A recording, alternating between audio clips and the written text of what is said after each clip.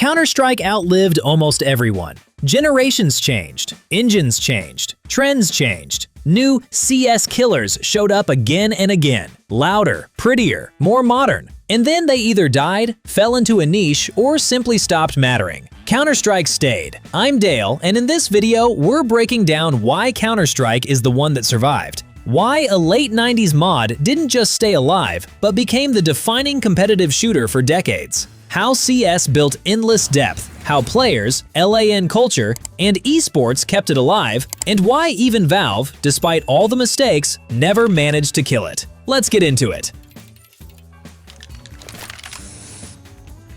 One of the most important things about Counter-Strike is that it didn't begin as a giant premium project. It was a mod, a Half-Life mod, and that was part of its power. From the very beginning, Counter-Strike had an extremely clean formula. 2 sides, 1 life per round, clear objectives, and 1 core rule: mistakes are expensive. That simplicity gave the game enormous strength, because it was easy to understand, but almost impossible to fully master. You learn what to do pretty quickly, but learning how to do it correctly takes years. That's a rare combination. Most games are either too hard to enter or too easy to fully solve. Counter-Strike gave players the perfect hook: easy to understand, impossible to finish.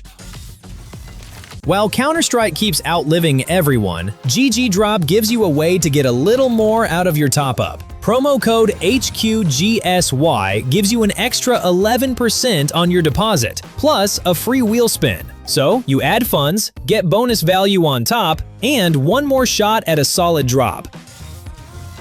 And that became the foundation. Not a flashy toy, but a system people wanted to come back to again and again. Then Counter-Strike did something very few games ever achieve. It became endlessly replayable, not because it had 1,000 modes, story branches, or endless content drops. Actually, it was the opposite. In the traditional sense, CS never had that much content, but it had depth. The same map plays differently every time. The same round can develop in different ways. The same buy can lead to 10 different outcomes. Because Counter-Strike is not built on quantity, it's built on systems interacting with each other. Economy, space, gunplay, utility, sound, timing, psychology, and all of it keeps mixing. You're not just pressing buttons, you're constantly solving problems. Where to take space, when to speed up, when to slow down, when to risk. That's why CS doesn't age as quickly as most shooters. Its main content is not the next season. Its main content is the depth of the match itself.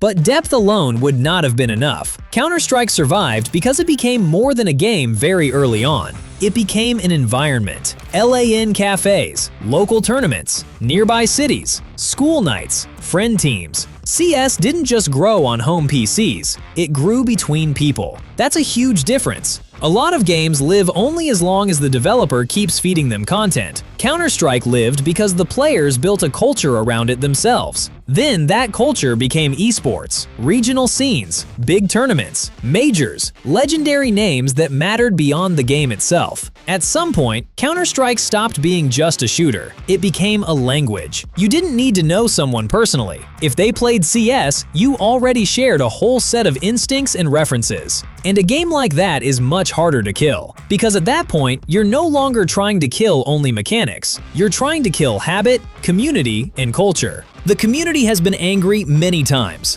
About version transitions, about strange design choices, about patches, about communication, and yet the game never truly collapsed.